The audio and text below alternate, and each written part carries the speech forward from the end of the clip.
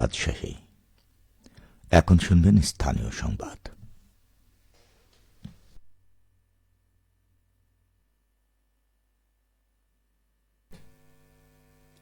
আসসালামু আলাইকুম।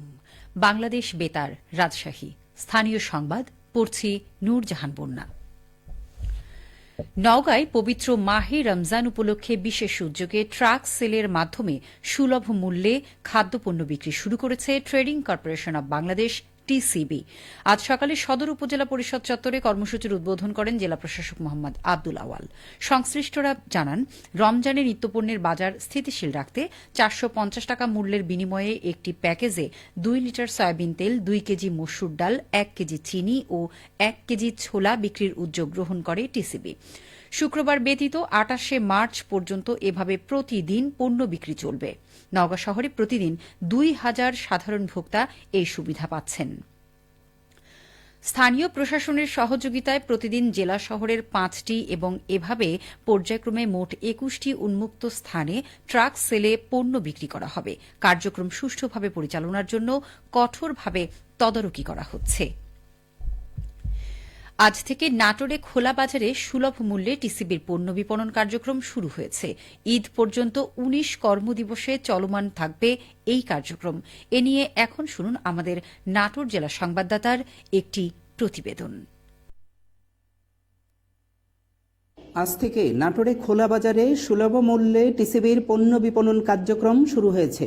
অতিরিক্ত জেলা প্রশাসক সার্বিক মোহাম্মদ রওশন আলী বলেন, বর্তমান সরকার যারা দারিদ্র্যতম অবস্থায় আছে তাদেরকে টিসিবি, ওএমএস এবং খাদ্য বন্ধ কর্মসূচির আওতায় যে ধরনের সাহায্য দরকার সেগুলো অব্যাহত রেখেছে। রমজান উপলক্ষে নাটোর সদরে উপজেলায় খোলা ট্রাকে 5টি জায়গায় প্রতিদিন 2000 জনের অর্থাৎ প্রত্যেক ট্রাক 400 জন করে টিসিবির মালামাল খোলা ট্রাকে যে নির্ধারিত মূল্য দেয়া আছে সেই নির্ধারিত মূল্যে বিক্রি করবে।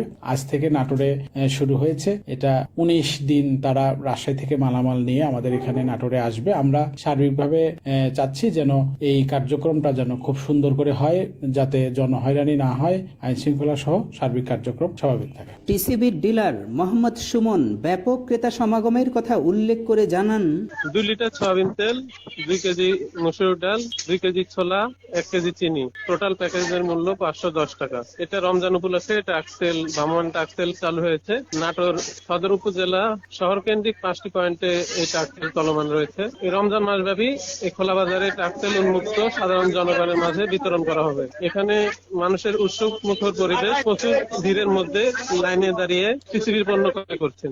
পবিত্র রমজান মাসে নিম্ন আয়ের মানুষের জন্য একটুখানি স্বস্তি হয়ে দেখা দিয়েছে খোলা ট্রাকে টিসিবির এই পণ্য বিপণন কার্যক্রম। ঈদ পর্যন্ত 19 কর্মদিবসে চলমান থাকবে এই কার্যক্রম। ফরাজি আহমদ রফিক বাবন, নাটোর জেলার সংবাদদাতা, বাংলাদেশ বেতার, রাজশাহী।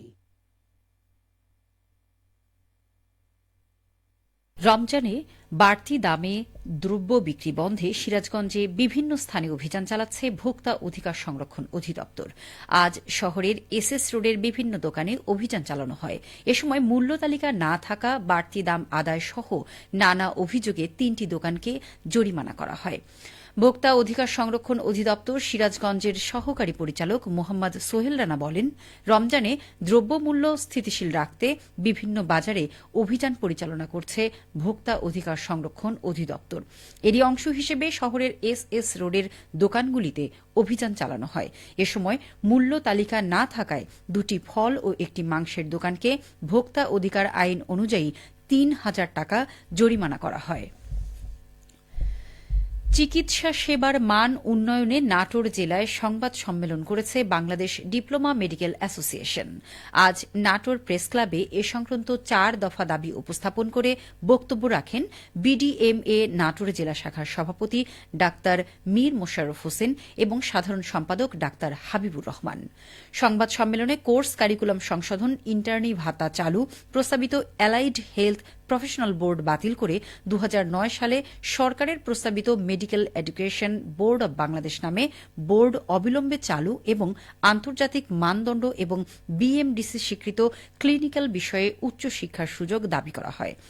সংবাদ সম্মেলনে বক্তারা বলেন, উল্লেখিত যৌক্তিক দাবিসমূহ বাস্তবায়ন করা হলে দেশের প্রান্তিক জনগোষ্ঠী অধিকতর চিকিৎসা সেবা পাবে এবং চিকিৎসা সেবার মান উন্নত হবে। বগুড়া সদর উপজেলার সাবগ্রাম এলাকায় এক অবৈধ ইট ভাটা ভ্রাম্যমাণ আদালতের অভিযান চালিয়ে গুড়িয়ে দেওয়া হয়েছে। আজ দুপুরে পরিচালিত ভ্রাম্যমাণ আদালতের বিচারক ছিলেন জেলা প্রশাসনের সহকারী কমিশনার ও এক্সিকিউটিভ ম্যাজিস্ট্রেট নাহিয়ান মুনসিফ।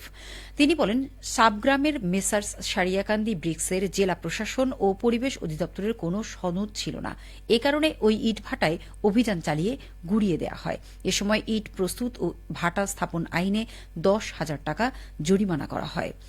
এ সময় উপস্থিত ছিলেন পরিবেশ অধিদপ্তর রাজশাহী বিভাগীয় কার্যালয়ের উপপরিচালক মোহাম্মদ সাইফুল ইসলাম, পরিবেশ অধিদপ্তর বগুড়া জেলার সহকারী পরিচালক মাহাথির বিন মোহাম্মদ। এছাড়াও অভিযানে বাংলাদেশ সেনাবাহিনীর বগুড়া সদর ক্যাম্পের সদস্যবৃন্দ, বগুড়া জেলা পুলিশ, ফায়ার সার্ভিসের সদস্যরা উপস্থিত ছিলেন। সবশেষে আবহাওয়া। আজ রাজশাহীতে সর্বোচ্চ তাপমাত্রা ছিল 31.2 ডিগ্রি এবং সর্বনিম্ন 17 ডিগ্রি সেলসিয়াস। বিকেল 3টায় বাতাসে আপেক্ষিক আর্দ্রতার পরিমাণ ছিল 25%। রাজশাহী ও পার্শ্ববর্তী এলাকায় আজ ইফতার সন্ধে 6টা 12 মিনিটে এবং আগামীকাল সেহরির শেষ সময় ভোর 5টা 3 মিনিটে। সংবাদ শেষ হল। আমাদের পরবর্তী স্থানীয় সংবাদ সন্ধে 7টায়।